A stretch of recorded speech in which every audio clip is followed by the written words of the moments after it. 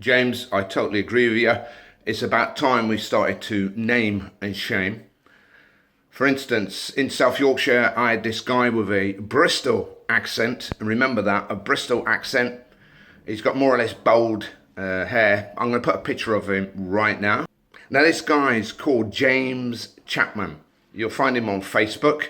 He did a stint with M&D Security, which is based in Rotherham. Now, M&D are very good doormen. They only employ good doormen.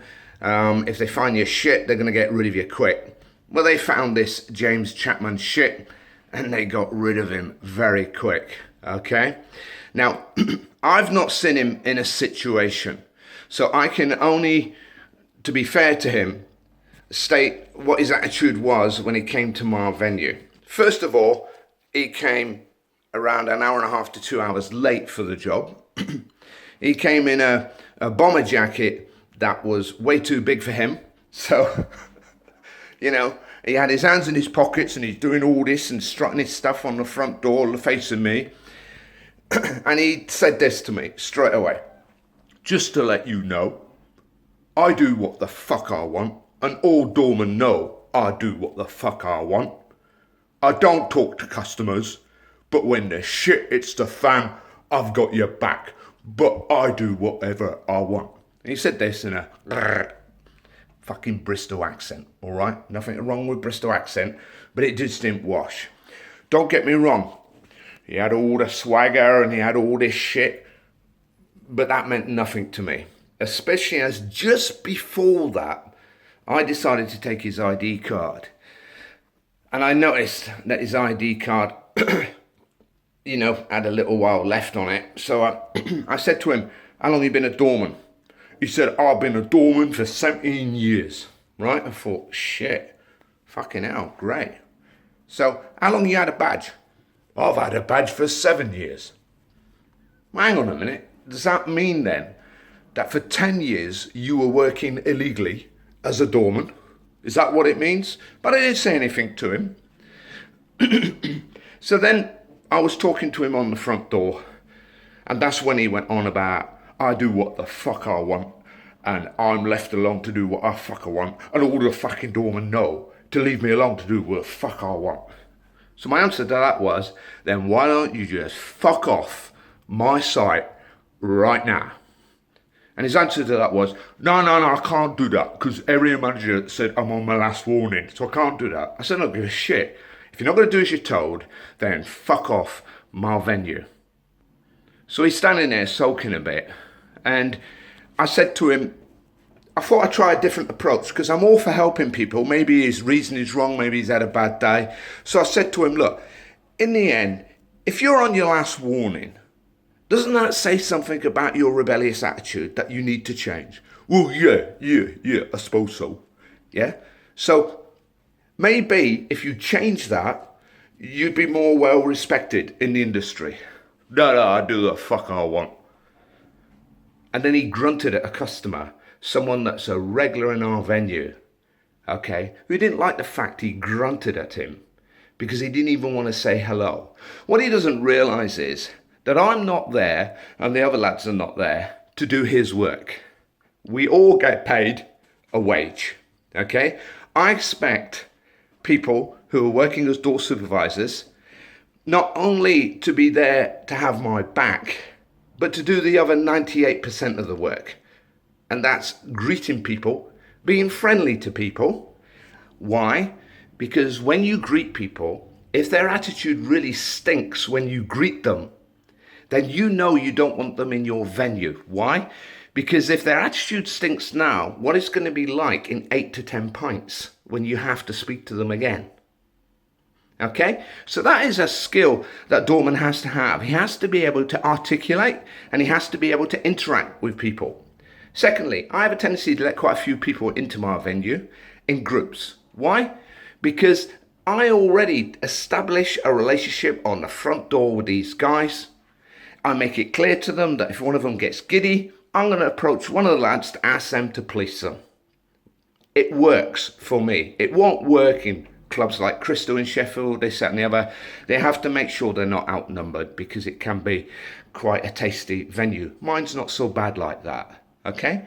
But I don't need a guy telling me, oh, they fucking lied to me, the fucking company, I didn't know it was this shit pub, it's fucking shit this, it's shit, it's all bullshit. In other words, he was trying to imply that he's so skilled and so sought after, and he's of such a high standard as a doorman, that this was below him. So again, I said to him, why don't you just fuck off? 5 minutes later, this guy actually said to me, looking at his phone, oh, me daughter, like, she's screaming all the time and I might have to take her to hospital. You know what I said to him? I said, you know what, James? I think that's a great idea. After all, your child is more important than your job. And to be truthful, of course your child's more important than your job. It's your fucking child, isn't it? But I was using that as an excuse to get rid of him. He was clearly using it as an excuse because he knew we weren't getting on well. So he went, and I was happy with that. And the venue manager said, don't ever allow that idiot to be anywhere near this place again. And I totally agreed with that. But let's have a little bit of history about this guy.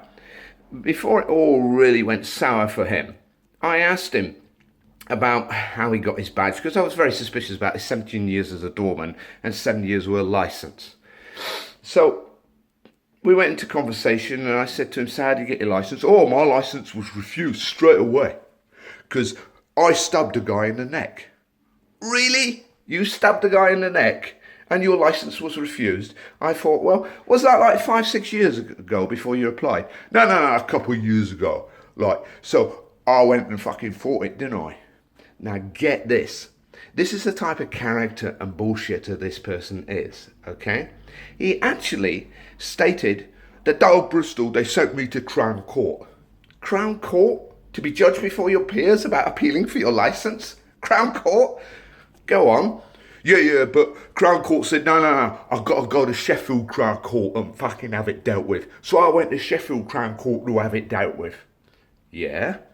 But they sent me to fucking Liverpool Crown Court, didn't they? I said, why did they do that? And get this. Because the SIA lived there. Really?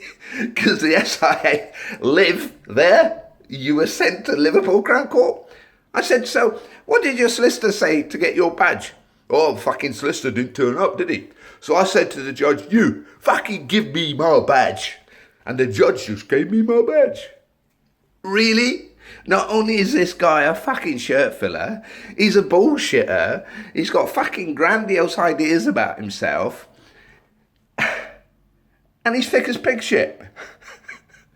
It was quite entertaining, that, and I'll never forget that, and I will use it in my training when I'm training door supervisors, I assure you. But this Mark Chapman, there's something screwy about his head, okay? I can't say that he wouldn't have my back. But one thing I'm sure of, if he has the capability, because I couldn't see any muscle, okay, because he had a bomber jacket 3 to 4 times bigger than him, and he had baggy trousers on, and he wouldn't stand still, fucking like this all the time, yeah? There was something not right about the guy, yeah? But apparently he's still working for our company, but they're just putting him in a corner, in a dark corner, yeah? Not heard good or bad words. But please, don't talk bullshit. Okay? Don't turn up late. And don't try and tell the fucking head doorman, James. I keep saying Mark, don't I? James Chapman. Don't fucking tell the head doorman that you do what the fuck you want. Because if he's a good head doorman, he's going to make it very clear to you, fuck off right now. So that's another name. Here's his picture again so you can have a look. Fucking beware of this idiot. We need to start getting this industry sorted.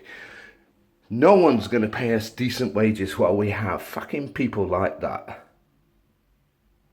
Well done, James, for bringing this up. Anyone else wants to name and shame, do it.